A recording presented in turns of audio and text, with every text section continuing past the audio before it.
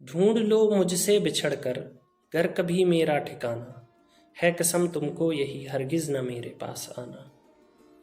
नमस्कार, फिर से हाजिर हैं आप सबके समक्ष एक नई रचना को लेकर के। दोस्तों, प्रेम क्या है? किसी के प्रति अनुराग आपके मन में है तो क्या है? आसक्ति, लोभ कि वो हमारे पास रहे तो प्रेम है? ये तो नहीं है। प्रेम मतलब स्वच्छंदता, जो जहाँ जिस परिवेश में रह रहा है उसी परिवेश में अपने स्वयं के उन गुणों को उजागर करता है वो व्यक्ति विशेष, जिसको देख करके आप उसके प्रति आसक्त हुए हैं। लेकिन अगर उसको वो परिवेश ना मिले तो उसके उन गुणों को उसको त्यागना पड़ेगा, क्योंकि वो उस परिवेश के गुण थे और दूसरे परिवेश में जाने पे उसको वो माहौल नहीं मिलेगा जिस प्रकार से वो वहाँ रह रहा था। इसलिए पहली नितांत आवश्यक एक शर्त होती है स्वच्छंदता प्रेम में। तो बात वही है कि जिस गुण को या जिस प्रकार के परिवेश में वो व्यक्ति विशेष रमण कर रहा था, विचरण कर रहा था, पला था, बढ़ा था, क्या आप वो परिवेश उसको प्रदान कर पाते हैं? अगर आप अपने पास उसको रखते हैं तो अगर नहीं परिवेश वो प्रदान कर पा रहे हैं कि जिसमें वो स्वच्छंद रूप से विचरण कर सके, रमण कर सके, तब फिर उसको अपने पास लाना प्रेम नहीं हो सकता। क्योंकि ऐसे में वो व्यक्ति आपके पास तो आ जाएगा मगर उस पर कहीं ना कहीं रिस्ट्रिक्शंस लग जाएंगे और आपका प्रेम जो होगा वो प्रेम नहीं, फिर लोभ होगा कि उसको सिर्फ अपने तक पाना आप चाहते थे। प्रेम मतलब पाना बिल्कुल नहीं है।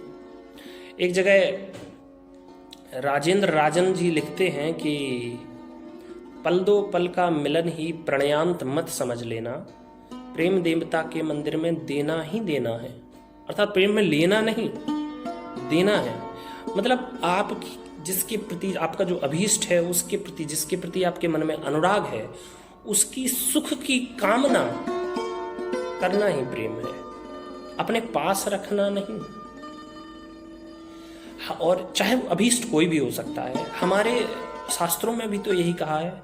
शांडिल्य सूत्र में भक्ति की एक जगह परिभाषा दी है, अथा तो भक्ति जिज्ञासा सा परानुरक्ति ईश्वरे। अर्थात तमाम सीमाओं, तमाम बाधाओं के परे अपने अभीष्ट के प्रति आस्थावान रहना ही भक्ति है, वही प्रणय है, वही प्रेम है। किसी भी परिस्थिति में हुआ, उसकी सुख की चाह रखना, उसकी मंगल कामना करना, यही प्रेम है और यही भक्ति है। अथा तो भक्ति जिज्ञासा सा परानुरक्ति ईश्वरे। यही तो हमारे मनीषियों ने लिखा था। उसको तोड़ लेना, किसी फूल के प्रति यदि आपके मन में अनुराग है तो उस फूल को उसके बागान में रहने दें, वो प्रेम है। लेकिन अगर आप उसको तोड़ के अपने घर पे लेके आते हैं सुगंध के लिए तो 2 दिन में वो मुरझा जाएगा, फिर क्या प्रेम? इसलिए उसको उसी परिवेश में रहने दें, या फिर आप वो परिवेश प्रदान करने में सक्षम हो। तो ये जो रचना है वो इसी मंतव्य को ध्यान में रख करके लिखी है कि प्रेमी है वो अपने प्रेयसी को ये समझाता है कि आप मेरे साथ आगे जीवन में सरवाइव नहीं कर पाएंगे, क्योंकि मैं तो अभावों से ग्रसित एक इंसान हूँ। आप मेरे साथ जीवन के कंटकों भरे रास्ते पर नहीं चल पाएंगे, इसलिए बेहतर है कि आप यहाँ से दूसरा रास्ता चुनें। ये उसके प्रेम का एक उदाहरण है कि जिसमें वो चाहता है कि उसका प्रियतम सुखपूर्वक जीवन व्यतीत करे, वो अपने पास उसको रख के अपना प्रेम जाहिर नहीं करना चाहता। यही तो सरस्वती चंद्र मूवी में इंदिवर ने एक जगह एक गाने में लिखा है कि खुशबू आती रहे दूर से ही सही, सामने हो चमन कोई कम तो नहीं। आप सुखपूर्वक कहीं और रहें, ये जरूरी नहीं है कि आप हमारे ही पास रह कर के हम अपना प्रेम आपके प्रति जाहिर करें। भले ही आप तमाम आभाओं से ग्रसित रहते हुए जीवन व्यतीत करें, स्वच्छंदता पूर्वक आप विचरण करते हुए अपने जीवन को जिए, यही प्रेम है। ये सच है कि प्रेम जो है, व्यक्ति किसी के प्रति आसक्त होता है तो वो उसके रूप या सौंदर्य के प्रति आसक्त होता है सर्वप्रथम। उसके पश्चात ही उस व्यक्ति विशेष के प्रति उसका अनुराग धीरे धीरे शनैः शनैः बढ़ता है और फिर उस सोपान पर पहुंचता है कि वो भले ही उसका मांसल शरीर आपके पास हो या ना हो, उसकी उपस्थिति आपके मनापटल पर सदैव अंकित होती है। इसलिए वो कह रहा है कि आप भले ही मेरे पास रहें या ना रहें, आपने जो मेरे जीवन को महकाया है अपने प्रेम से, वो प्रेम काफी है। आप भले ही किसी दूसरे आंगन में रहें। मन की सीमा के पास पास, तन की सीमा से दूर दूर, तुमने महकाई हैं सूनी मेरी गलियां, जो रजनीगंधा फूल खिले पराए आंगन में। ऐसे उदात्त प्रेम को जाहिर करते हुए ये रचना लिखी है। आशा करते हैं आप इसको सराहेंगे। ये रचना कुछ इस प्रकार से है कि एक प्रेमी है, वो अपने प्रेयसी को कह रहा है कि ढूंढ लो, अगर आज आप हमसे अलग हो रहे हैं, लेकिन जीवन में कभी आपका इधर उधर से आना हुआ और ये मेरा आशियाना बदल जाएगा जीवन में, क्योंकि हम तो खाना बदोश हैं, जीवन का ठिकाना भी नहीं है कि कहाँ जाएंगे, आज यहाँ हैं कल वहाँ हैं, खाने की तलाश में यायावर हैं एक।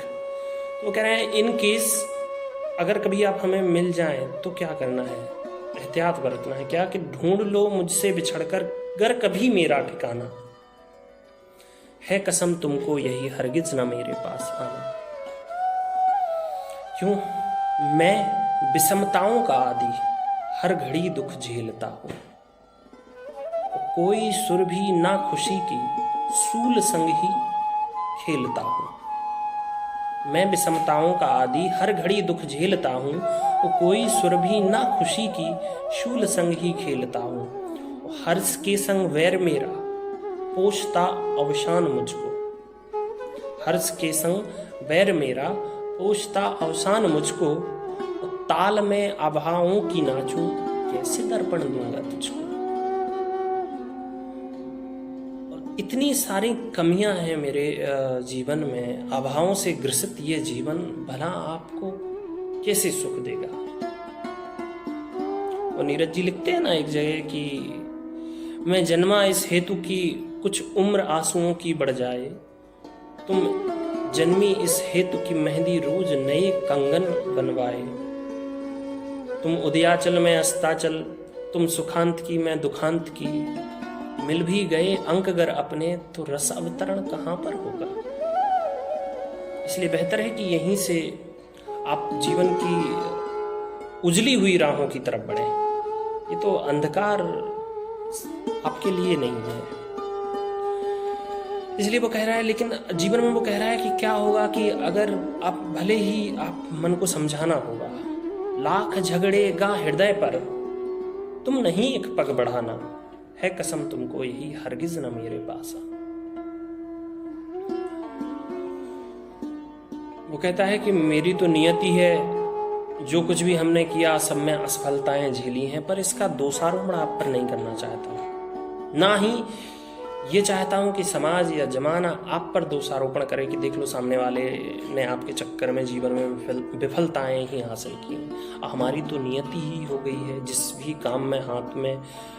काम को हाथ में लिया उसमें असफलता की जगह सफलता मिली है। चाल गलत ना चली कोई, जीती बाजी हारे हम, फिर भी क्या कम है, कभी तुम्हारी आंखों के थे तारे हम। तो हम तो अपनी जान समझ करके सही चले, पर नियति ही यदि हमें विफलता की ओर ले जा रही है, तो मैं नहीं चाहता हूं कि आपको अपने साथ विफलताओं के मार्ग पर खींचूं, आप सफलताओं की ओर अग्रसर हों। इसलिए प्रेमी जो है वो नहीं चाहता है कि जीवन में कोई भी उसकी प्रेयसी को कोई लांछन दे। एक जगह किशन सरोज जी लिखते हैं कि दीप जले दो साथ, जो जलता रहा तुम्हारा है, मेरा अपना वही धुएं ने उठकर जिसे दुलारा है, प्रिय क्या दोस्त तुम्हारा है। अब अगर हमारी नियति ही है ऐसी कि हमें असफलता ही हाथ लग रही है, तो इसमें हम आपका क्या दोष। ये प्रेम है जिसमें ये प्रेम की यही उदात्तता है कि वह अपने प्रेयसी पर एक भी लांछन नहीं लगने देना चाहता, अपने प्रियतम को बाइज्जत बरी रखना चाहता है, भले ही वो उसके पास हो या ना हो। बुराई नहीं, लांछन नहीं, अकलंकित ही रखना चाहता है, निष्कलंकित। क्योंकि मोहब्बत वीरभद्र लिखते हैं कि मोहब्बत में कुछ भी बुरी नीयत से सोचा नहीं जाता, कहा जाता है उनको बेवफा समझा नहीं जाता। इसलिए वो लिख रहा है आगे कि आज जब मुड़कर चलोगी, आज जब मुड़कर चलोगी भूल कर पीछे न मुड़ना। आज जब मुड़कर चलोगी भूल कर पीछे न मुड़ना, है सुनहरा कल तुम्हारा बस उन्हीं राहों पे बढ़ना। इस तरफ मत देखना, आगे ही आगे बढ़ना, तुम्हारा भविष्य स्वर्णिम है। आज जब मुड़कर चलोगी भूल कर पीछे न मुड़ना, है सुनहरा कल तुम्हारा बस उन्हीं राहों पे बढ़ना। कर बढ़ो आहूत आगे पल बिताए संग हमारे, और नील नभ आतुर तुम्हें है हम तो हैं अमावस के साए। जो मेरे साथ बिताई हुई स्मृतियों का एक समय गुजरा है, जो हमारी साथ की स्मृतियां हैं, मैं चाहता हूं कि आप इसी समय उन्हें आहूत कर दें, उन्हें निस्तनाबूद कर दें, जला दें और आगे बढ़ें। पास्ट को याद ना करते हुए फ्यूचर में ध्यान दें।